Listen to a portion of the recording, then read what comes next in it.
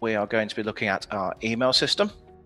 I'm going to be showing you some of the simple things like how to send out an email, and then we're going to go through a few little things in our admin and reports section just to show you some of the things that you can do with the system.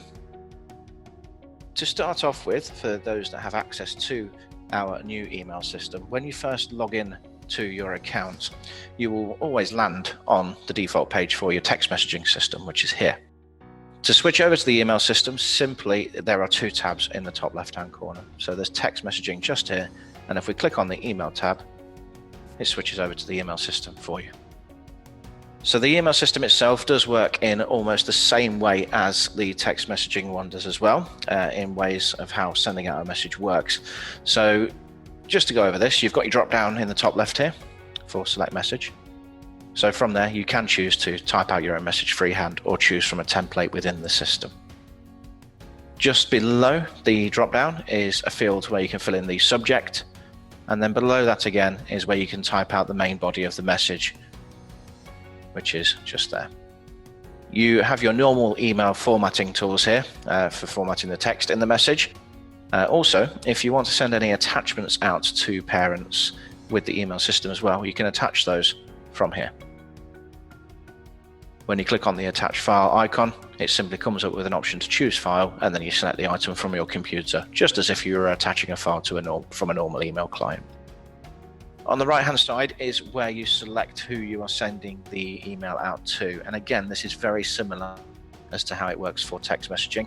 You just go into the drop down for select contacts.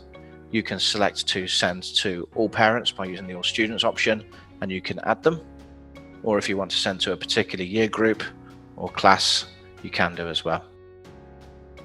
When you do add them, they will move to the bottom half of this right hand section. So anybody in the bottom half is who is going to receive the email that you send, and then all that you have to do is simply send the email and it will go out to everybody instantly.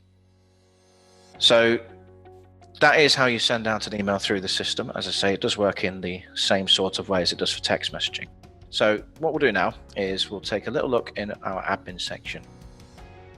When you take on the email system, we link it up to the account that you will use for text messaging, and it makes a few small changes within the admin system just to help you.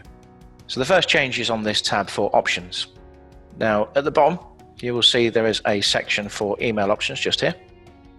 Couple of things that are worth noting in here because they are quite handy. The first one is that we have this option for send emails to.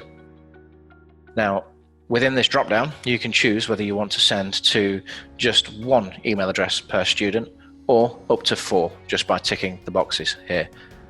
This is all dependent on what email addresses we pull over from your management system, or if you are updating our system manually, what email addresses you are inputting in for your students. But you can do this just by ticking the boxes and then saving down here in the bottom right hand corner.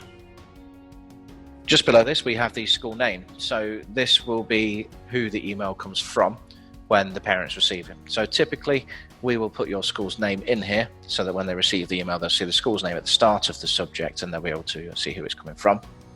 And then just below this, we have a box for email reply to address. Now, if this is blank, like it is in this instance, when the parents receive the email, it will come through from a do not reply address.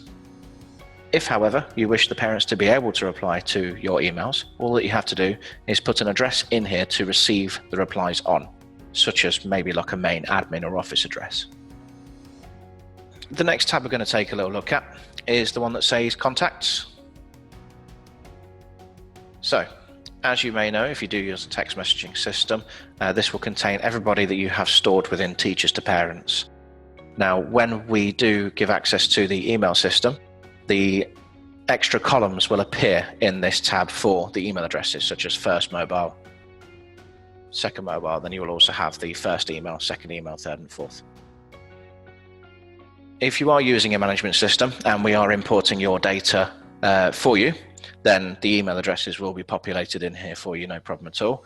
If you ever need to add an email address in, so for example, those that don't have a management system link, or if you are adding an email address in for a staff member, for example, then all that you will have to do is double click into the contact that you want to add it for. So for example, Angela here.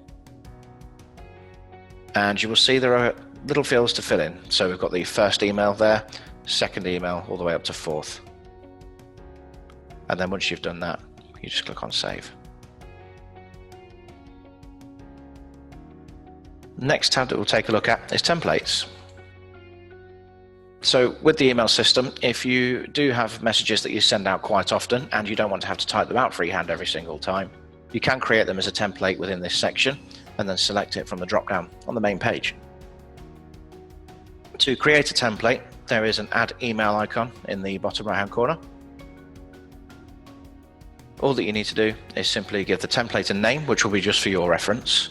The subject, parents will see this, and then type out the message below and then save. If you ever want to edit a template, you can double click into the template to edit it. And if you want to remove a template from here altogether, you simply tick the box to the left of it, and then you can delete down in the bottom right hand corner. You can have as many templates in the system as you require though. Other bonuses of the email system is that you can set up groups.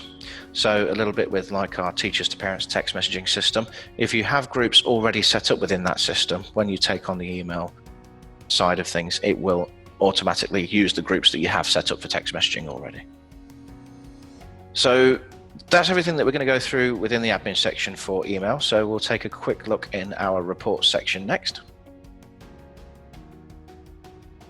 Okay.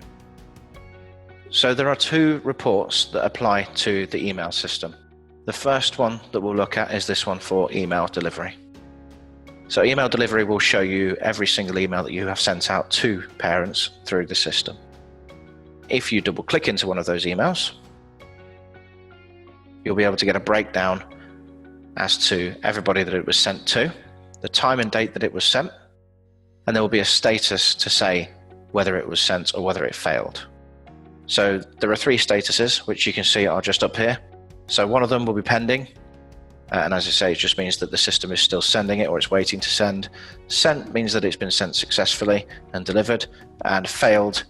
If an email ever does fail to send through our system, the status will be failed, and then you'll see there's a column here for error reason, and it will give you a reason as to why the email failed. Now, if a reason ever appears in there and you don't quite understand what it means, do give our support team a call and they'll be happy to look into it and explain in more detail. Close this off. The last report we're going to look at for emails is this one, missing and invalid emails.